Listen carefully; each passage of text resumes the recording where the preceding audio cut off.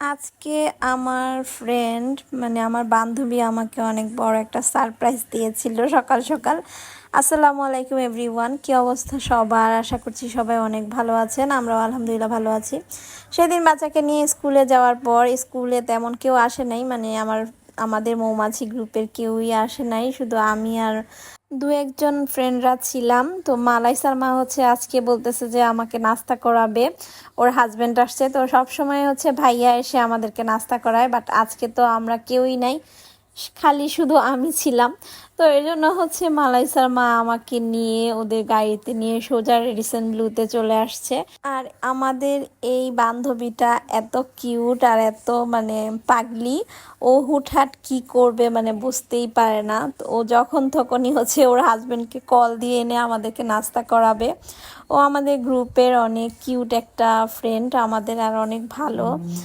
তো ওর হাজবেন্ডও অনেক ভালো, ভাইয়াও অনেক ভালো। বউয়ের মন রক্ষা করার জন্য সব সময় ব্যস্ত থাকে, যেমন বান্ধবীদেরকে সারপ্রাইজ দিতে ওর বেশি ভালো লাগে। তো হুটহাট ও সবাইকে সারপ্রাইজ দেয়। তো এটা ভাইয়া ওকে সাপোর্ট করে, বউয়ের মন রক্ষা করে আর কি। তো ওদের দুইজনের জুটিটা অনেক সুন্দর, অনেক ভালো লাগে আমার কাছে। আর বোরকা পরা যে দেখতে পাচ্ছেন, ও আমার ফ্রেন্ড, আর ও পর্দা করে। তো চলে আসছি আমরা রেডিসন ব্লুতে। আর এখন আমরা ঢুকে গিয়েছি বুফেতে। আর আজকে বুফেই আমরা ব্রেকফাস্ট করব। তো আমি একদমই আনরেডি ছিলাম, প্রস্তুত ছিলাম না এখানে আসার জন্য। তো আজকে আমার এমনিতেও অনেক মন খারাপ ছিল, তো কিছু খাওয়ারই মুড ছিল না। কি খাবো, বুফে আসলে তো অনেক কিছুই থাকে, বাট আজকে আমার একদমই কিছু খেতে ইচ্ছে করছিল না। তো মালাইসার মা আমাকে এটা সেটা নিয়ে দিচ্ছিল, আমার একদমই খেতে ইচ্ছে করছিল না, কারণ বাসায় আমি আজকে জামাইয়ের সাথে অনেক রাগ করেছি, আমার হাজবেন্ডের সাথে। তো কয়েকদিন ধরেই এই রাগারাগিটা চলছে, আমাকে আইফোন 16 প্রো ম্যাক্স কিনে দিচ্ছে না, তাই অনেক মন খারাপ ছিল। তো আমার হাজবেন্ডের দোকানে অনেকগুলো আইফোন 16 প্রো ম্যাক্স ছিল, বাট আমাকে একটাও দেয় না, আমি ভিডিও করতে পারি না, এর জন্য মন খারাপ ছিল। আচ্ছা, যাই হোক, এরপর আমি ফার্স্টেই ফ্রুট কর্নারটাতে চলে আসছিলাম। আর এইখান থেকে আমি ফ্রেশ ফ্রুটস কাটসগুলো নিয়ে নিয়েছিলাম। আর এখন আমি ফ্রুটসগুলো ট্রাই করব। মানে বুফে এসে আমি আজকে কি খাবো সেটাই বুঝতে পারছি না, কোন দিক থেকে শুরু করব। তো ফার্স্টেই আমি ফ্রুটস থেকেই শুরু করলাম, যেহেতু একদমই খালি পেট। তো ফার্স্টেই আমি ফ্রুটসগুলো ট্রাই করে নিলাম। এরপর আস্তে আস্তে এক এক করে আমি খুলে খুলে দেখছিলাম কোথায় কি আছে। এখানে অনেক ধরনের ইন্ডিয়ান ফুড ছিল, প্যানকেক ছিল, ব্রেড ছিল, তারপর বিভিন্ন ধরনের ব্রেড ছিল, এখানে বন ছিল, নিউট্রেলা ছিল, বাটার ছিল, এখানে ফ্রেঞ্চ ফ্রাই ছিল।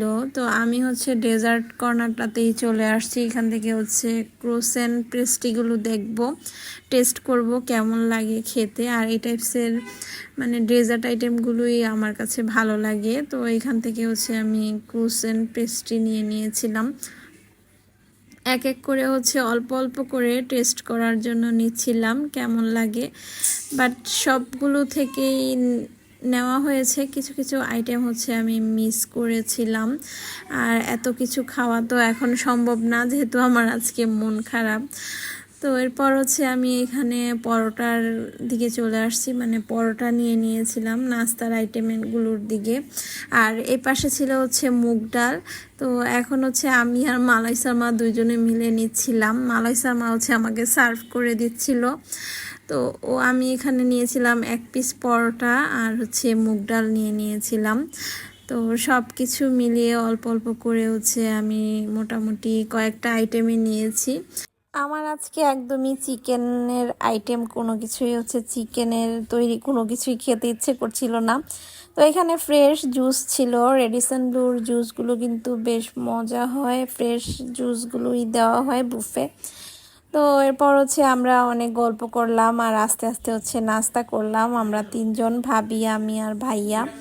তো এরপর আমরা নাস্তা করে আবারও এদিকটাতে চলে আসছি, ওয়াফেল কর্নারটাতে চলে আসছি। তো ওয়াফেল এখানে একদম গরম গরম মেক করে দিচ্ছিল ওয়াফেলগুলো এখানকার ভাইয়াগুলো।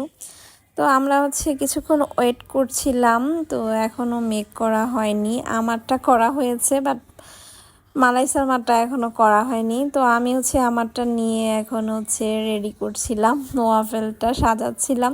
ওয়াফেলের সব ইনগ্রিডিয়েন্টসগুলো দিচ্ছিলাম, মানে ওয়াফেল ডেকোর করার জন্য উপরে।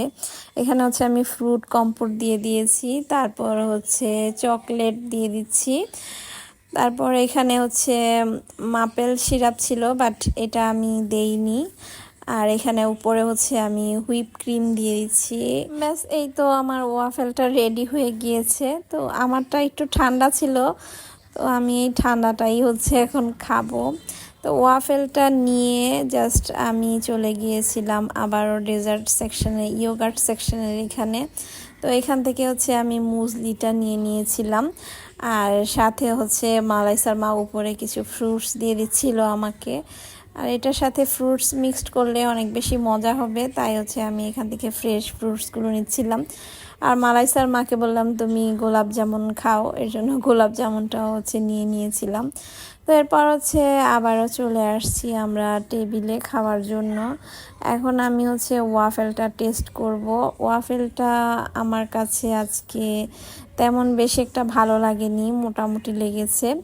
এটা হচ্ছে রেডিসন ব্লুর ওয়াফেল, বাট টেস্টটা কিন্তু তেমন একটা বেশি না, মোটামুটি টেস্ট। আর আমি এখানকার ম্যাক্সিমাম খাবারই নিজের হাতে মেক করতে পারি, সেই জন্য হচ্ছে আমার খাবারগুলো দেখে তেমন একটা মানে আকর্ষণীয় লাগেনি, মানে সব কিছুই হচ্ছে আমার কাছে কমন লেগেছে, আর এগুলো খাওয়ার কোনো ইন্টারেস্ট আমার নাই।